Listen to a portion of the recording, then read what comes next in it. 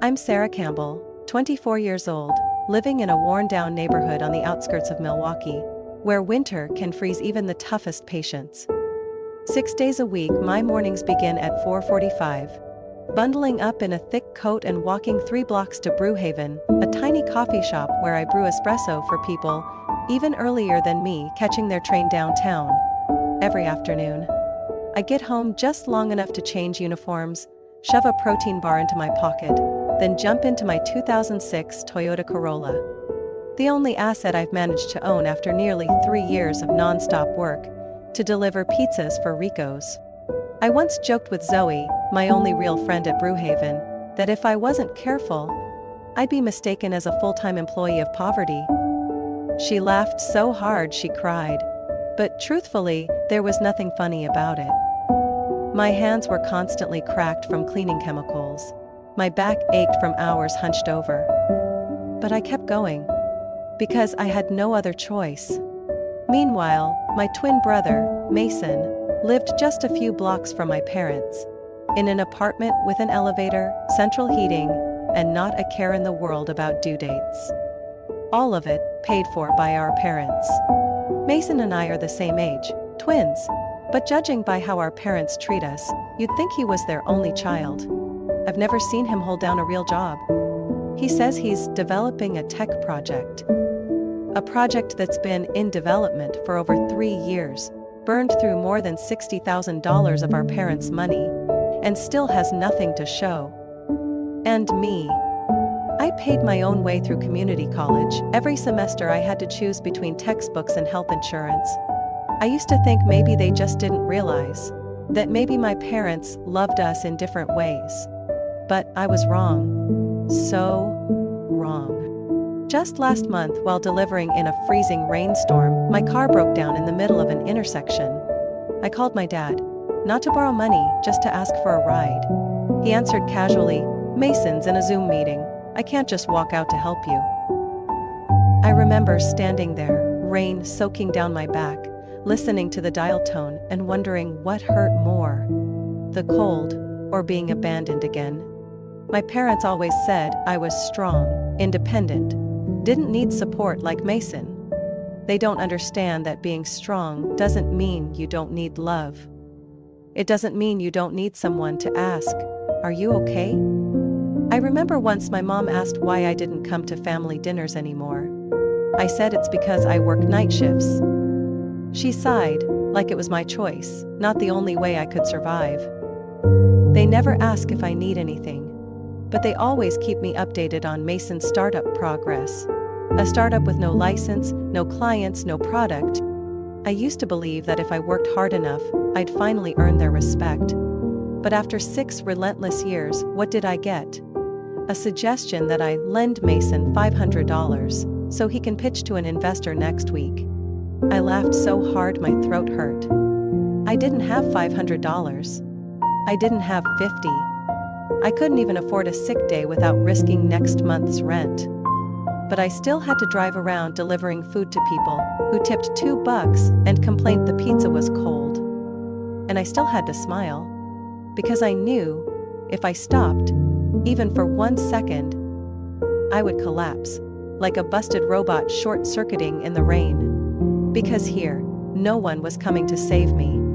No one was waiting with open arms. There were no parents laying out a red carpet. There was only me, and every dollar I had to earn with my body, my time, and my dignity, just to keep going. When I was little, I truly believed our parents loved us both equally. That belief began to crack on our 8th birthday. I spent 3 weeks drawing a large card for Mason, me, and him in front of our house, hugging, with the sun shining behind us. I taped it to the fridge, thinking it would touch him. Mason frowned and muttered, "Why do I look fat?" Mom laughed, then quietly took the drawing down the next day. In its place, a photo of Mason appeared, wearing his baseball uniform, bat in hand, looking like a star athlete. I asked where my drawing went. Mom said, "You probably don't want something like that hanging on the fridge forever, right?" That's when I began to understand. In our house, Mason got the pictures. I was the shadow standing outside the frame. When I was 10, Dad enrolled Mason in electronic drum classes at a music center, 3 sessions a week. Meanwhile, I asked to join a public library's evening art class and got a flat-out no. Art has no future. Focus on real subjects, they said. A year later, Mason quit the drums because he was tired. I still snuck into the library every Monday, sitting in the back, teaching myself from worn-out books. Every vacation, Mason went skiing in Colorado or on luxury camps in Vermont.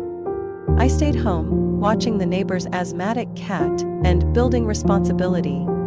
Dad's go-to phrase whenever I asked was, "Girls are stronger. You don't need as much as Mason."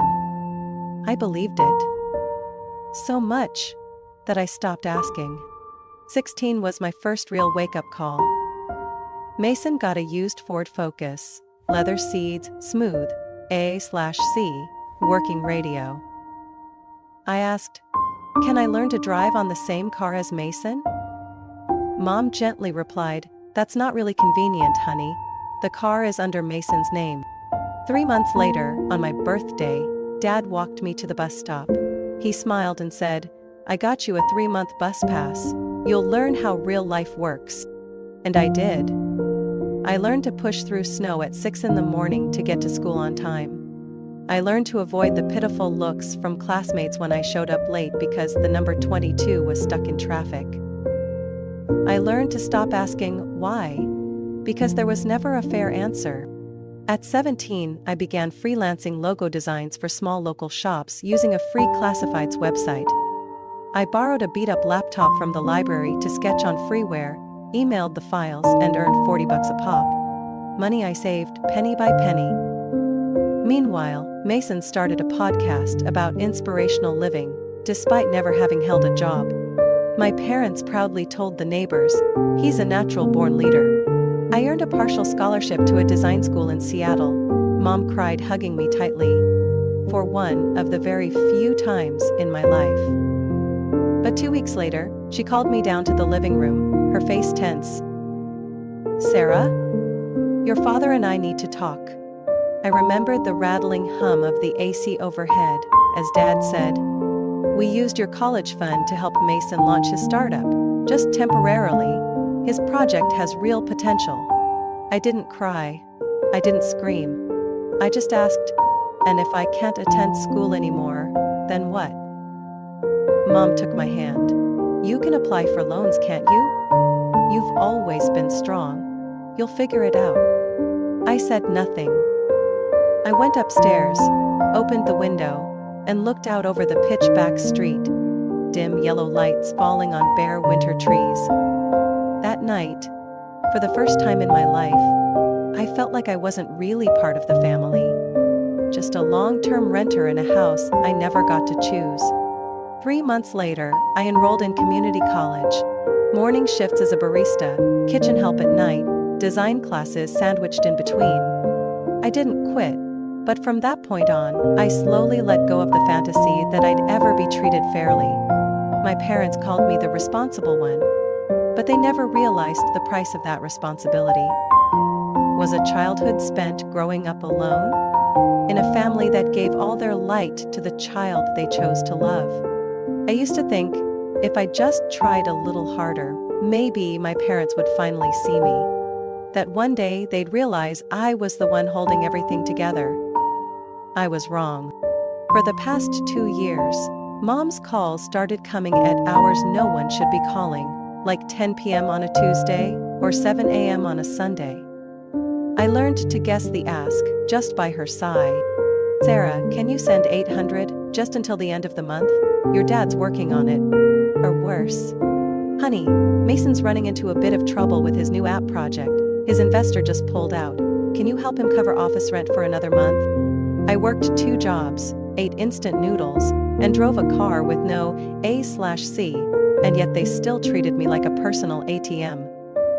I once said, "Mom, I don't have extra money." Her voice softened like it was a compliment. "But you always figure things out, Sarah. You're so capable." They used my resilience as a reason not to care whether I was exhausted, okay, or simply needed someone to check in. One time, I got the flu so bad I couldn't stand. I called in sick from deliveries and curled up on the floor of my tiny room, shaking and crying. I called my mom, just wanting to hear a familiar voice. She answered, told me to keep warm and drink fluids, then added, "By the way, is your credit card still working? Mason needs to order new recording equipment." I don't even remember how I hung up. I just know I took out the SIM card, shoved it into a drawer, and didn't turn my phone back on for 3 days. I thought maybe it was just mom. But then Dad called. "She's working like crazy," he said, meaning me. "If you care about family, you should contribute. Mason is your blood." Blood? I was the one who just lost my night shift from muscle fatigue and dizziness. I was the one debating whether to sell my laptop to cover this month's electric bill. I was the one eating a cold sandwich in my car because I couldn't afford a salad. But I should share with someone who had never earned a dime without reaching into someone else's wallet? The breaking point came last month. I came home at 2 in the morning, soaked from the rain. A message popped up. "Mom needs to talk. Urgent." I called back. Her voice trembled like I'd abandoned someone on their deathbed. "Sarah, if you don't help, Mason will lose this deal. Just 3,000, honey. We'll pay it back soon." I wasn't angry, I wasn't surprised. I just felt empty. I said slowly, "I don't have 3,000. I don't even have 300. Silence. Then her voice, barely audible. "You're not the same sister anymore." That was the moment I understood. To them, I only mattered if I could be drained. If I could still help. I thought back to all the times I called home, excited to share that a client praised my logo, that a professor said I had potential, that a small magazine agreed to publish my illustration. Every time, I was met with, "That's nice. Anyway, guess what Mason's up to?" No one asked if I was happy. No one cared whether I still had the strength to smile. But every time Mason rebranded, failed, and started over, they called it entrepreneurship. Last month, I showed up to a family dinner for the first time in 3 months. As I walked in, Dad grinned. "Sweetheart, heard you landed a new client?" I nodded. He clapped my shoulder like a colleague. "Great. But wait till you hear this. Mason was just invited to speak on a finance podcast." Applause. Cheers. I just sat there chewing a cold piece of broccoli, saying nothing. And I swore that would be the last time I let myself be diminished at my own family's dinner table. That night, the rain never let up. Streetlights blurred behind the wet windshield, and the Corolla's wipers screeched with every sweep. I delivered 4 large pizzas to a mansion in River Heights. The kind of neighborhood with more security cameras than trees. The GPS brought me to a gated entrance lined with ivy-covered fences glowing under soft golden lights. I rang the intercom. "Delivery from Rico's." A man's voice buzzed through. "Gates open, just head in." As I stepped out with a sagging pizza box under a torn umbrella, EDM music thudded from inside the house, mixed with loud, drunken laughter. This wasn't a regular birthday party. Flashing lights from the foyer painted my damp coat in strange colors as I rang the doorbell again. A sleek-hipped guy, shirt unbuttoned down to his chest, opened the door and gave me a look like I'd just landed from another planet. "Pizza's here," he shouted, then turned to me. "How much?" $82.38. He shoved a $100 bill into my hand without another word and disappeared inside. I fumbled for change when a voice called from behind. "Sarah? Sarah Campbell?" I turned cautiously. A man in his 50s, no tie, gray blazer damp at the shoulders, stood under the dry overhang of the house across the street. His eyes flickered with surprise, then something like concern. "You are, I'm Thomas. Thomas Reed. Your mom's brother." That name hit like a cold gust through memory. Memory slough. Reed, the one who gave me Winsor Newton watercolors for my 10th birthday. the one who vanished from family conversations after an argument no one explained. My mother never said his name again. I froze, my mind scrambling to match what I saw with what I remembered. He looked nothing like the man they'd painted as a reckless investor or financial failure. He was composed, gray at the temples, confident. "You're delivering pizzas?" he asked, clearly stunned. I clutched the tip pouch, unsure how to answer without shame. "It's my second job, Sarah." His voice softened. "I didn't expect to see you like this. Do you have a minute? There's a 24-hour cafe just down the block." I glanced at my car. Soaked, front seat littered with pizza boxes and crumpled napkins. My body was cold, my pride colder.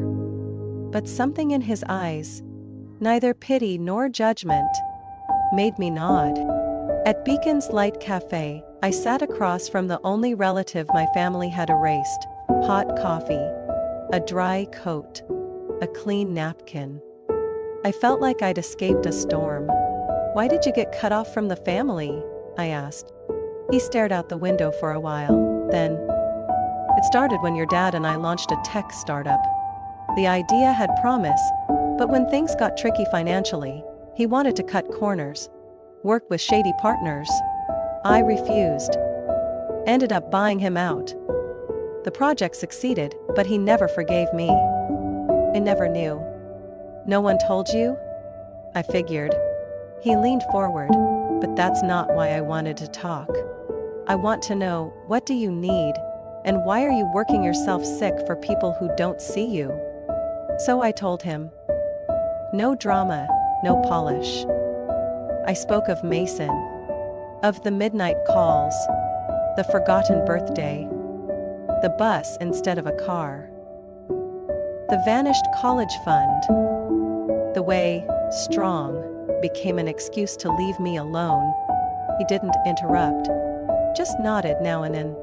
When I finished, he slid a business card across the table.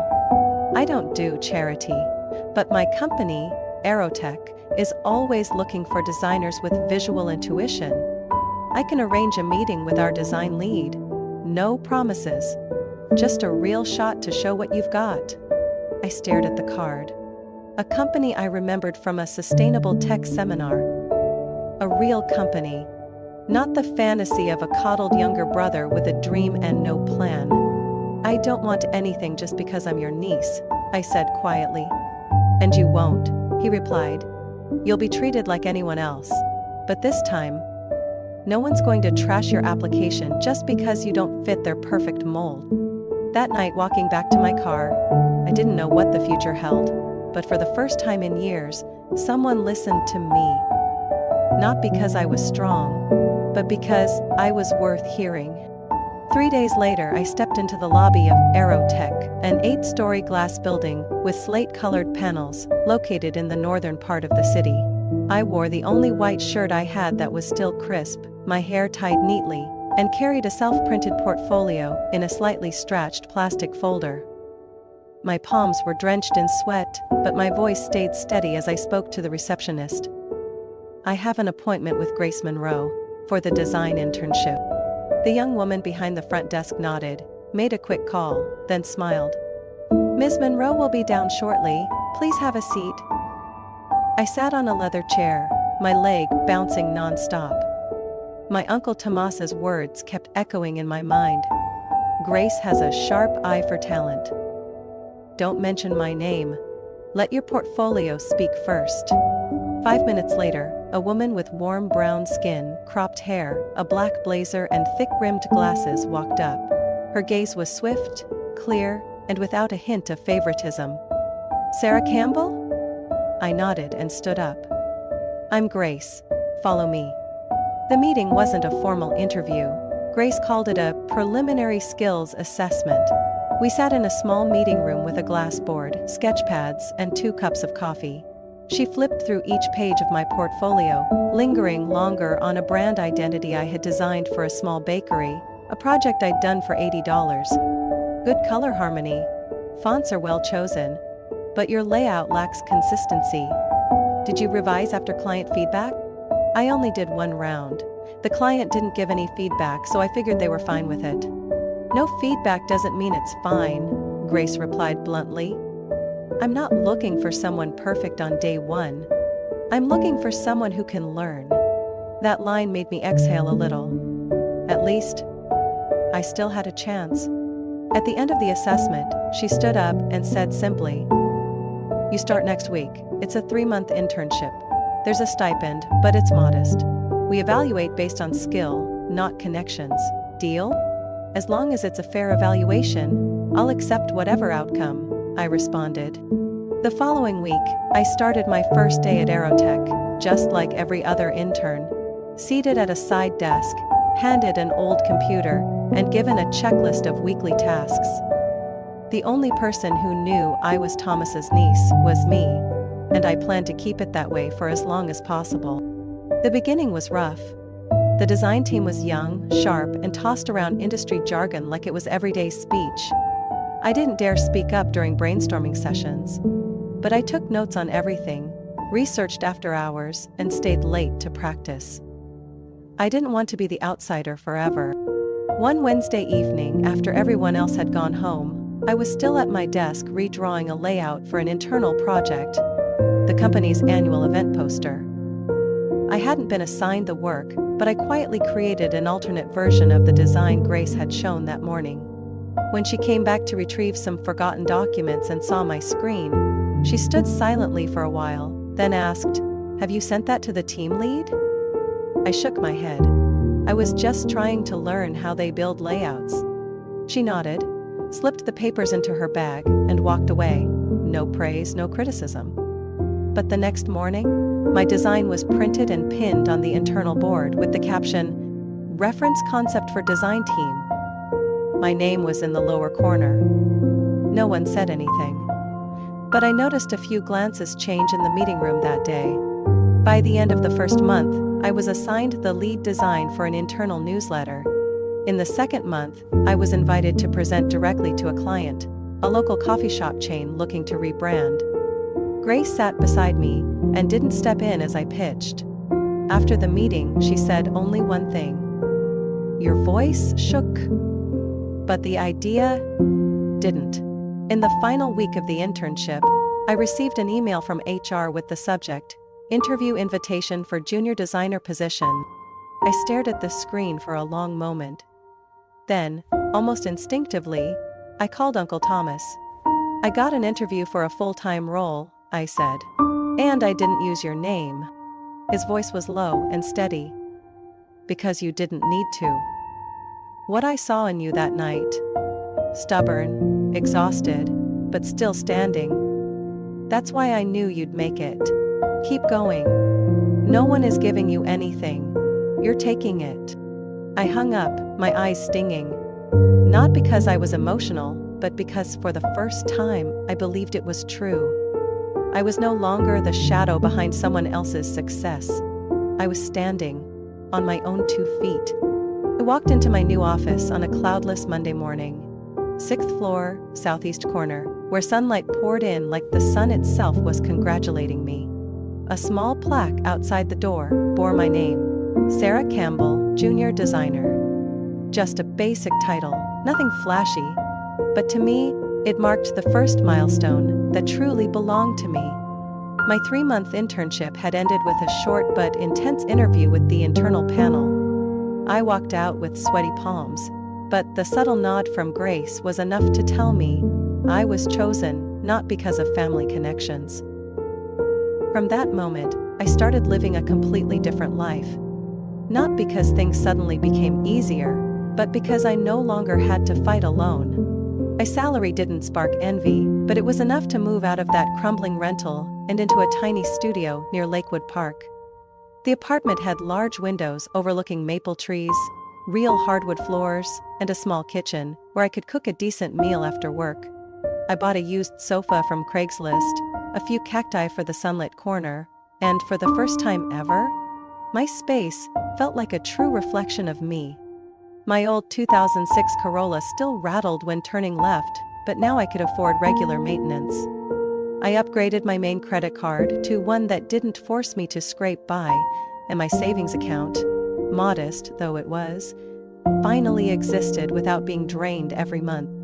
But the biggest change was how I walked each morning. No more lowering my head, no more shame seeing coworkers step out of luxury cars. I wore dark jeans, a simple blouse, my badge proudly displayed, and smiled at the receptionist like I truly belonged here. Grace, as usual, didn't say much, but after I completed a product launch campaign designed for a client in Chicago, she sent a simple email. Good. Clear visual direction.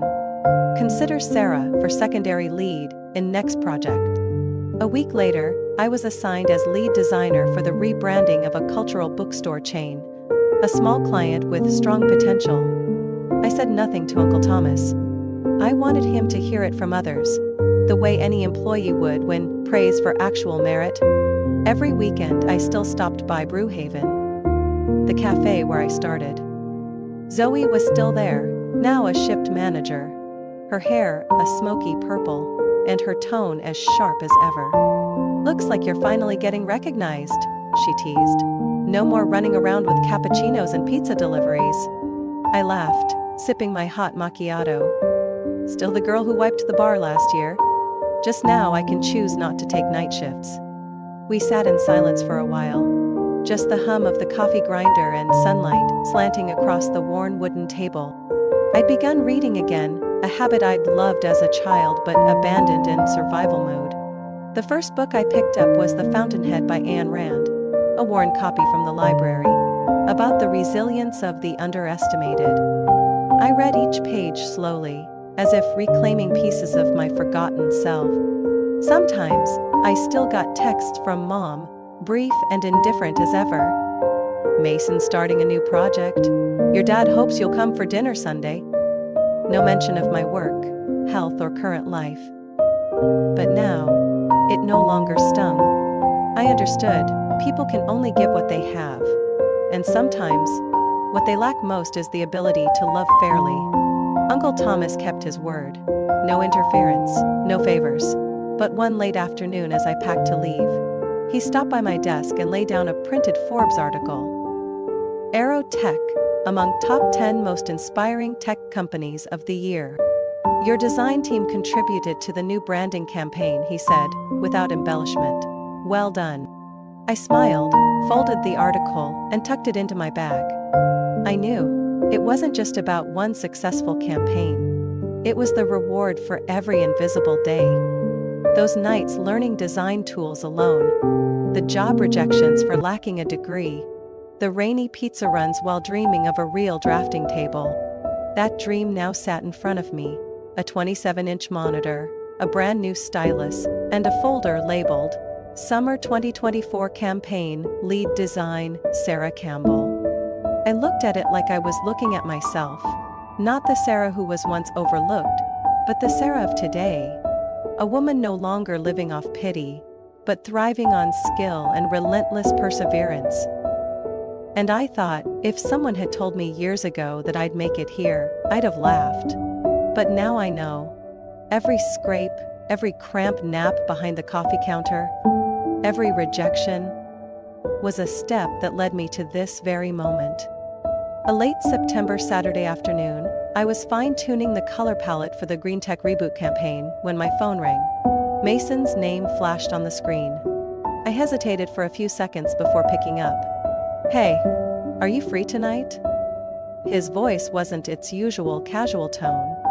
There was something urgent, even panicked. What's going on? Mom and Dad, they need you to come, it's serious. I arrived at the old house just before 7 p.m. The front looked different. The lawn was overgrown, weeds tangled in the flower bed by the porch, the right window curtain sagging to one side. Mom opened the door. She looked worn, her hair noticeably grayer, though she wasn't even 60.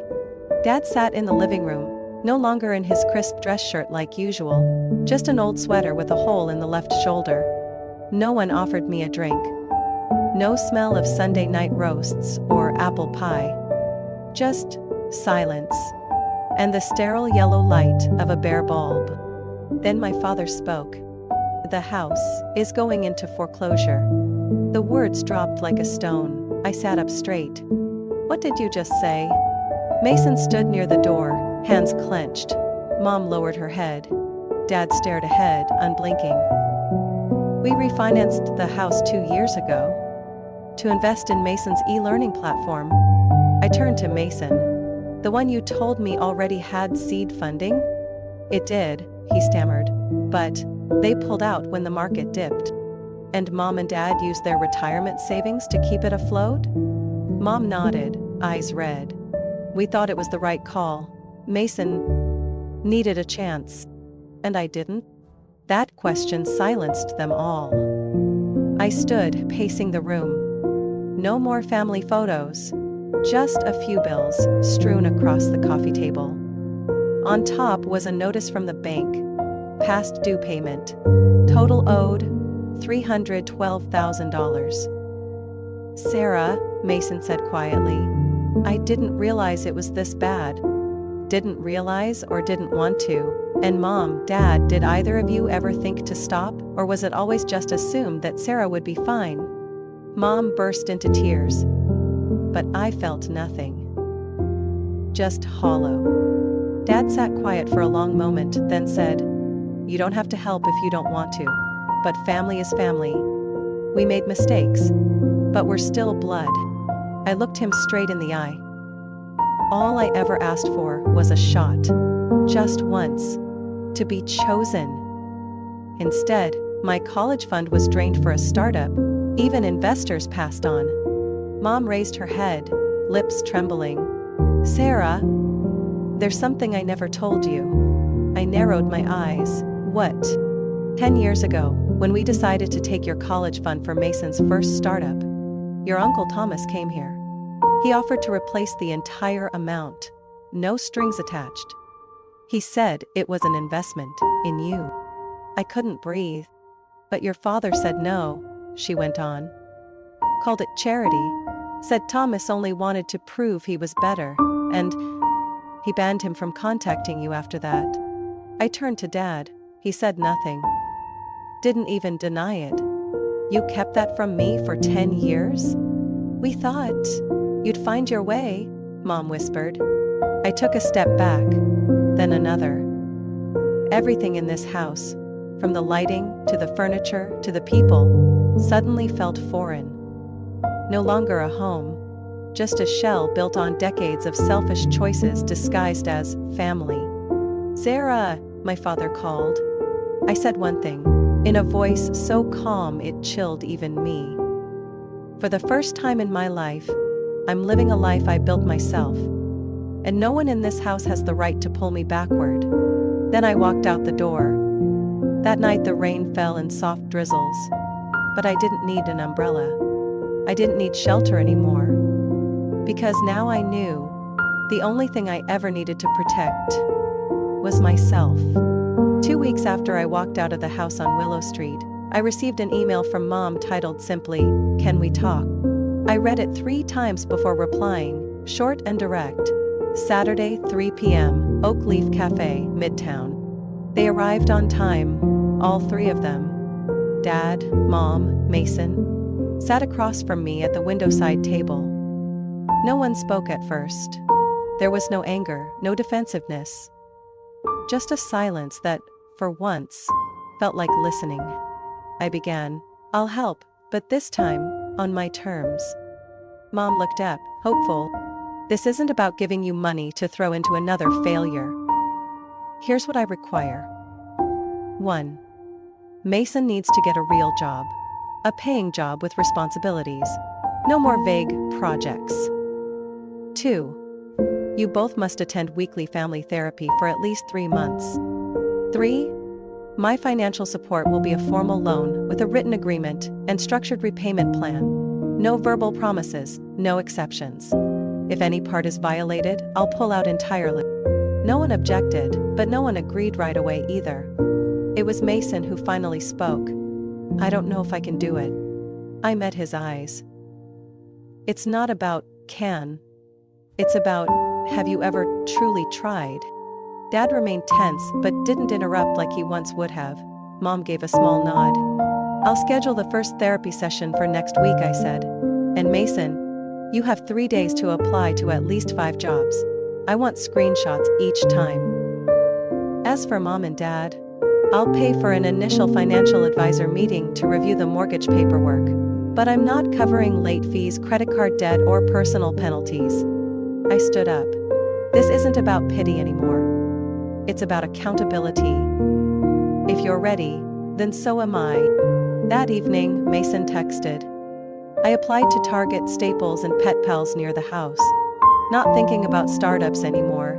Just thinking about that first paycheck. 3 months passed.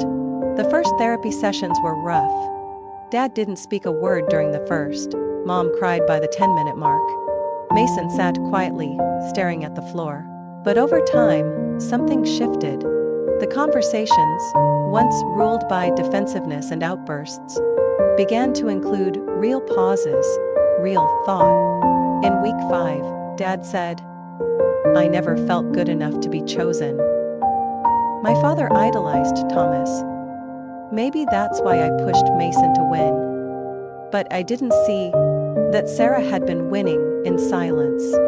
It was the first time he said my name, fully, without bitterness. Mason had started a part-time shift at Staples downtown. He sent me a photo of his badge. I look goofy, but hey, I've got my own uniform. I laughed. The first genuine laugh in this relationship in almost a decade. As for me, I kept building at Aerotech. Our spring campaign had just exceeded sales projections. Grace called me in and said, "Next month I'll be out. You'll be leading the design team and reporting directly to the board. It's your chance to see what the front line feels like." I nodded. No panic, no doubt. I'd spent long enough in the back row to know how to run the whole stage. One Sunday afternoon, I returned to my parents' house, now with a patched-up roof, trimmed lawn, and a property underpayment plan sign out front. I brought a small pot of lavender and set it on the kitchen window. Mom smiled, the first smile without apology. "This house needs a bit more color," I said. She nodded. "And you brought it back." A year later, Aerotech launched Second Start, a mentorship program for young adults who missed out on college due to family circumstances. I volunteered to host its first session. At the opening, I shared my story, not dramatically, just the steps. A rainy pizza delivery, my first contract with Aerotech. I ended with, "My family once thought I was strong enough to never need anything. But maybe the strongest ones are those who went the longest without fairness, and still moved forward." The audience was silent, then applause. Among them stood Mason, next to our parents. They didn't clap the loudest, but they stood the closest, since I was 16. I haven't forgiven everything, but I've allowed change to begin, and in doing so, I've freed myself. Not just from memory, but from the role of the one who carries everyone. I never asked to play. Now, I choose my role. And I choose to be the one who lights the way. Not because I've known the dark, but because I learned how to walk out of it. Sarah's story is a powerful reminder that true strength isn't about enduring quietly. It's about setting boundaries and demanding fairness for yourself. When favoritism and long-standing hurt are replaced by clear conditions and real dialogue, even a fractured family system can begin to heal. In real life, if you've ever been labeled as the strong one who doesn't need support, remember, you deserve to be heard, to be seen, and you have every right to ask for it, unapologetically. What do you think of Sarah's choice? Was she too harsh, or was she simply reclaiming what she truly deserved? Share your thoughts in the comments, and don't forget to follow the channel for more powerful stories about family and life.